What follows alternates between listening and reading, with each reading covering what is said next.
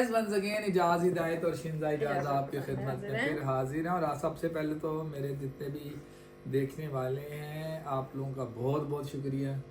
आप लोगों के जो फीडबैक आते हैं, आपके जो सवाल आते हैं, लाइक्स आते हैं, इनसे हमारा दिल खुश हो जाता है, गार्डन गार्डन हो जाता है। और देखें जी हमारी जो हम शिंजा वीडियो बनाते हैं, हमारा कोई मकसद कोई कोई ये नहीं है कि YouTube फॉलोवर्स बढ़ रहे हैं या कुछ अर्निंग है, कुछ ऐसा नहीं है। अर्निंग बर्निंग हमारा कोई ड्रामा नहीं है। प्रॉब्लम ये है कि हम चाहते हैं कि अगर पूरे 100 में से कोई दो बंदे भी कुछ हमारी वजह से कोई इल्म मिल गया या हमने कुछ सिखा दिया परफ्यूजन से रिलेटेड कुछ भी, यानी कि कैनुलेशन है, बाईपास है, कुछ भी, अगर आपको कोई भी ऐसा मिसिंग जो आपके इंस्टीट्यूट में नहीं किसी एक को भी सिखा दिया तो यार हमारा जिंदगी का मकसद हल है। तो हम तो इस जो है ना जज्बे को लेके हम वीडियोस बनाते हैं। हमारा तो उल्टा खर्चा ही होता है, वीडियो बनाए, टाइम वेस्ट करें सब कुछ। लेकिन हम ये कि टारगेट ये है कि जब हमने जिंदगी का एक बड़ा लंबा सफर परफ्यूजन में गुजारा तो क्यों ना कि जो नए आने वाले बच्चे हैं उनके लिए राहनुमाई साबित हो। तो आपको अगर याद होगा शिंजा के पिछला जो हमने एक व्लॉग बनाया था वो था हाउ टू कैलकुलेट हेमाटोक्रेट, यानी कि हीमोग्लोबिन हेमाटोक्रेट बाईपास पे कितनी होनी चाहिए, यही थी ना। और हमने वो फार्मूला था उसको हम थोड़ा सा रिवाइज कर देते हैं ताकि फिर आज जो हम वीडियो बनाने जा रहे हैं, जो हमारे 2-3 फॉलोअर्स मैं नाम मिस कर गया हूँ, उनमें से आप नाम देखें जिन्होंने सवाल किया है कि हमें जी देखें कि कौन है जिन्होंने हमें सवाल किया है, हम ताकि उसका जवाब दे सकें। ये पुरानी वीडियो के कमेंट्स ही देख लें, जो हमने पुरानी वीडियोस हैं उसमें उन्होंने कमेंट्स किए हुए हमारे कि हमें बताएं कि फर्दर सवाल क्या था। ये देख लें, आपको बताती हूँ। चलो जी शिंजा देखेगी, जब तक शिंजा कमेंट्स देख रही है मैं आपसे फिर दरख्वास्त करता हूँ वीडियो को लाइक करें, शेयर करें, कमेंट करें और अपने परफ्यूजनस जितने नए बच्चे हैं उनमें शेयर करें ताकि ना जो इल्म फैलाने का जो सफ़र है ना, जो मकसद है वो हमारा पूरा हो सके अक्रॉस द बॉर्डर।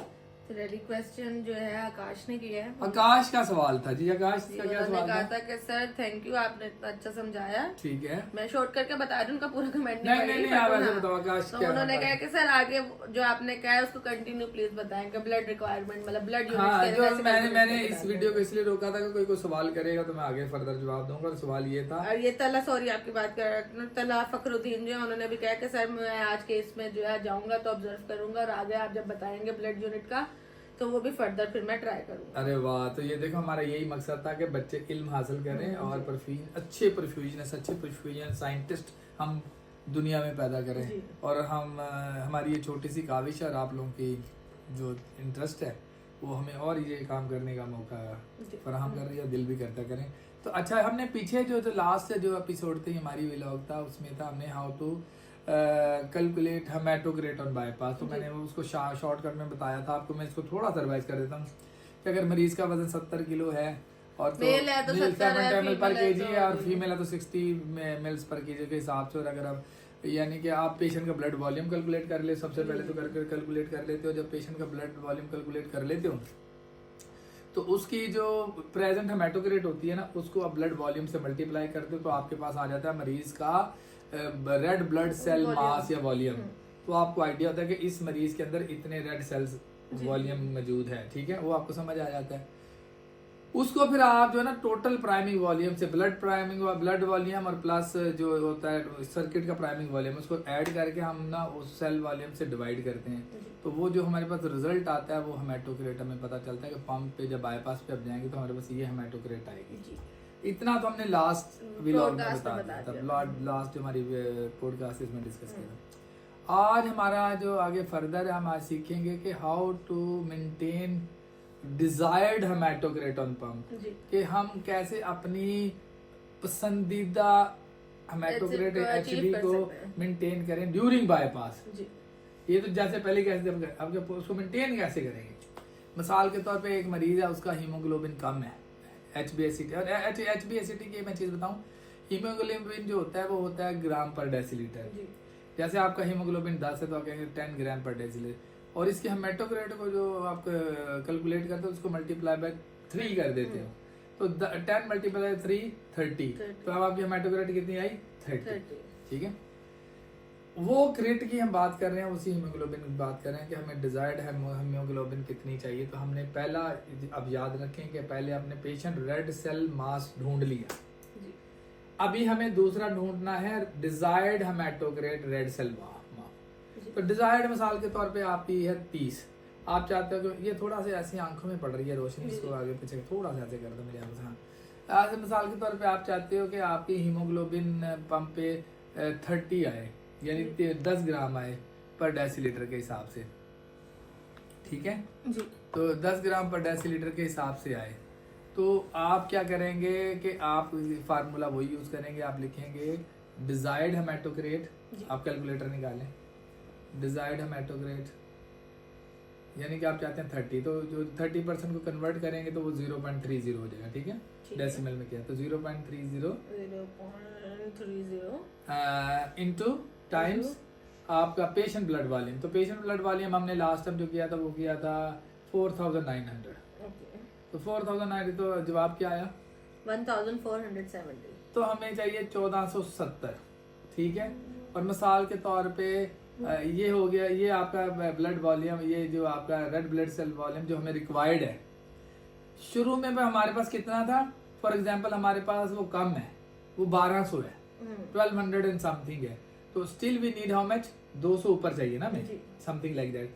तो अगला जो फार्मूला है वो ये होता है कि patient's blood volume minus required desired red blood cell volume.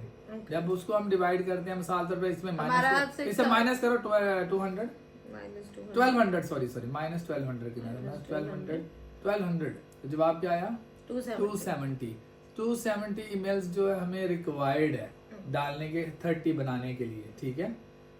हमारा हेमाटोक्रेट कम था तो अभी हमें 270 रेड ब्लड सेल मास चाहिए ताकि बाईपास में हमारा 70 हो, 30 हेमाटोक्रेट आए। तो अब जब ये इस नंबर को हम डिवाइड करते हैं, जो हम मरीज का जो PRBC का जो हम एस्टिमेट लेते हैं, हेमाटोक्रेट करते हैं 55% फार्मूला है।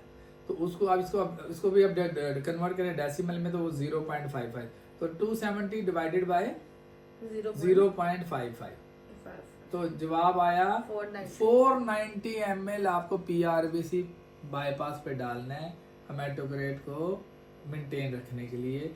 ऐसे मरीजों को जिनकी हीमोग्लोबिन या जिनका पेशेंट जो मरीज एनीमिक होते हैं, जिनका हीमोग्लोबिन कम है, पिछली दफा तो हमने था 40 तो हमारे जरूरत नहीं थी डालने की। इस दफा तो हमने जो मरीज लिया उसका हमने हीमोग्लोबिन लिया कम, यानी कि मरीज का हीमोग्लोबिन था एग्जांपल 10, तो उसका रेड सेल मास जो था वॉल्यूम वो कम बना। हमें 30 तो मेंटेन करनी थी, तो उसकी तो शुरू में 30 है, तो जब आप 2 लीटर से मिक्स करेंगे तो हेमाटोक्रेट गिर जाएगी ना, डाइल्यूशन बहुत हो जाएगी। तो हम बाईपास के ऊपर अमूमन जो है ना हेमाटोक्रेट रखते हैं मरीज की 25 से 30 के दरमियान। और अगर आप इसको ग्राम पर डेसीलीटर यानी हीमोग्लोबिन के शक्ल में देखना चाहते तो उसको आप डिवाइड कर लें 3 से, तो आपको पता चलेगा आपके कितनी हीमोग्लोबिन कितनी आप रख रहे हैं, ठीक है। मिसाल तौर पे आपकी हेमाटोक्रेट 30 आप रखना चाह रहे हैं, तो इसका मतलब है आप बाईपास में मरीज का हीमोग्लोबिन कितना रखना चाह रहे हैं 10 ग्राम, ठीक है, 10 ग्राम पर डेसीलीटर। तो ये फार्मूला है, मैं इसके जो डिस्क्रिप्शन है उसमें भी डाल दूंगा, और जब मूवी इसके जो चलाएंगे उसके ऊपर भी ये मैं फार्मूला लिखूंगा। तो आपका सिंपल वर्ड्स में ये है कि मरीज का हेमाटोक्रेट जानने के लिए कि कितना आएगा, वो ये कि patient red cell volume divided by total primary volume, ये बात ज़हन में आ गई। ये तो बताएगा कि आपका हेमाटोक्रेट कितना आना है।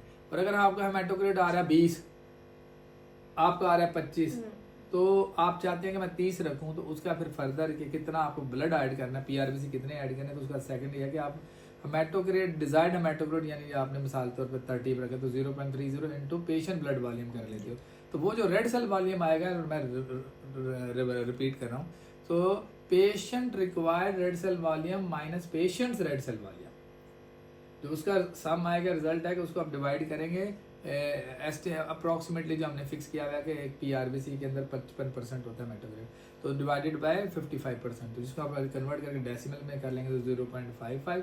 इसका मतलब है जो आपके पास रिजल्ट है कि उतने ml आपने PRBC मरीज के डालने हैं प्राइमिंग में, उसके अंदर कार्डियोपल्मोनरी में बाईपास सर्किट में, ताकि आपको हीमोग्लोबिन मेंटेन हो। ये ज़्यादातर हमें ज़रूरत पड़ती है पीडियाट्रिक सर्जरी में। अडल्ट में उम्र हमारे पास मरीज अच्छी होती है, और आपका जब देख लेते हैं तो उसमें हमें एचसीटी पता चल जाता है। अच्छा फर्क क्या है कि जो आपके पास जो बड़ा बंदा है, अडल्ट पेशेंट है, उनमें आपका जो इंट्रावेस्कुलर वॉल्यूम है ना वो ज्यादा होता है 70 ml पर के हिसाब से, और मरीज का वजन 70 है तो 4900 है। उसमें अगर 2000 की डाइल्यूशन को इतना फर्क नहीं पड़ता एज कम्पेयर टू एक बच्चा है जिसका वजन है समझ लें 10 किलो। तो बच्चे का जो कैलकुलेशन की जाती है इंट्रावेस्कुलर वॉल्यूम की वो होता है 80 to 90 मिल्स पर किलोग्राम के हिसाब से करते हैं। तो उसको अगर आपने 80 किया 80 टाइम्स इंटू 10 तो कितना 800 8 है 800 ml हो रहा। 800 में जब आप 800 पर प्राइमरी वॉल्यूम लाएंगे तो अगर उसका हीमोग्लोबिन 10 है तो 5 हो जाएगा, तो आपको ब्लड डालना पड़ेगा। इस सूरत में आप ये फार्मूला जब इम्प्लीमेंट करेंगे आपको फायदा होगा। और एक चीज़ मैं लास्ट में भूल गया था, वो मैं आपको इसलिए बताना चाहूँ, वो बड़ा ज़रूरी है। आपका कंसेप्ट क्लियर होना चाहिए कि बॉडी के अंदर फ्लूइड कितने टाइप के हैं। ये हमने लास्ट लेकिन मैंने वो डाला नहीं, वो क्लिप मेरे से मिस हो गया था, वो मैंने इसमें मर्ज नहीं कर सका। आपके पास इंट्रासेलुलर फ्लूइड होता है, इंटरस्टिशियल फ्लूइड होता है और इंट्रावेस्कुलर, ठीक है। इसी वजह से तो कहते हैं कि कैल्शियम चैनल ब्लॉकर और सोडियम चैनल ब्लॉकर वो सेल से निकाल रहा होता है, इंटरस्टिशियल में ला रहा होता है। एक ब्लड होता है इंट्रावेस्कुलर, तो जो हम कैलकुलेट करें क्योंकि हम अपने वेसल के साथ आर्टरीज और वेन के साथ अपने पाइप को जोड़ रहे होते हैं, ठीक है। तो हम इंट्रावेस्कुलर वॉल्यूम की आज बात कर रहे हैं, इंटरस्टिशियल फ्लूइड की बात नहीं कर रहे और इंट्रासेलुलर की बात नहीं कर रहे। हाँ, अगर आपकी मैसिव डाइल्यूशन है तो वो फिर आपका इंटरस्टिशियल में चला जाता है, सेल में चला जाता है, तो आपको फिर मरीज डीमा में चले जाते हैं, पफी हो जाए, एंटीकोगुलेंसी, पेशेंट कोएगुलोपैथी में चले जाते हैं और फिर आपको वॉल्यूम ज़्यादा देना पड़ता है, आपकी वेसल लीक होना ही हो जाती हैं। तो ये एक अलग टॉपिक है। तो उम्मीद करते हैं कि आज का जो सेशन है आपको पसंद आया होगा। तो आखिर में हम क्या कहते हैं, अगर आपको पसंद आया है तो लाइक करें, कमेंट करें जी, तो उसको लाइक करें, कमेंट करें, शेयर करें और अपना फीडबैक से हमें जरूर आगाह करें। और हमारा कोई मकसद नहीं है कि फॉलोअर बढ़ाएं, आप अगर 10 भी फॉलोअर है हमारे लिए बहुत है जी। बस ये है कि आप उसको कमेंट टाइम पर करें, आपको अच्छा लगा है तो आप बताएं, वो अपना एक्सपीरियंस शेयर करें हमारे साथ। जिस दिन कमेंट करना बंद कर देंगे हम भी मूवीज ये वीडियो बनाना बंद ये कर वाले देंगे, पॉडकास्ट जो है फिर पल्मोनरी बाईपास के पॉडकास्ट खत्म हो जाएंगे। और डैडी आपके किसी फॉलोवर का कोई कमेंट था, मैं एक दिन रीड कर रही थी, थोड़े दिनों पहले शायद आया है कि वो एक्मो के ऊपर जो कुछ डिजीजेज हैं या जो उसके ड्रॉबैक्स वगैरह हैं, किया बनाया था ना आपने एक्मो का हमने बनाया नहीं, उसके अलावा किसी ने दिया कि उसके अगर एक्मो के ऊपर जब पेशेंट है तो उसको सेप्सिस हो सकता है। अच्छा, ये क्वेश्चन मुझे नहीं, मेरी ये क्वेश्चन है, इस नेक्स्ट टाइम इंशाल्लाह हम इस पे जो है हम कवर करेंगे, इसको भी कवर करें। लेकिन हमारा एक और भी टॉपिक अभी रहता है, वो जो था कि ऑल्टरनेटिव ऑफ हेपरिन, कौन सी ड्रग अगर मरीज को हिट है। हेपरिन इंड्यूस्ड थ्रोम्बोसाइटोपेनिया एक बहुत बड़ी बीमारी जिसको चैलेंजिंग जॉब होता है परफ्यूजनिस्ट के लिए और सर्जन के लिए और एनेस्थेटिस्ट के लिए, उस पर भी हम बात करेंगे बाद में। ठीक है जनाब, बहुत अच्छा आज का वक्त गुजरा। जीते रहें, खुश रहें, आबाद रहें, दुआओं में याद रखें। Have a nice and good day जनाब। आपका कैमरामैन थक गया, बंद कर दें।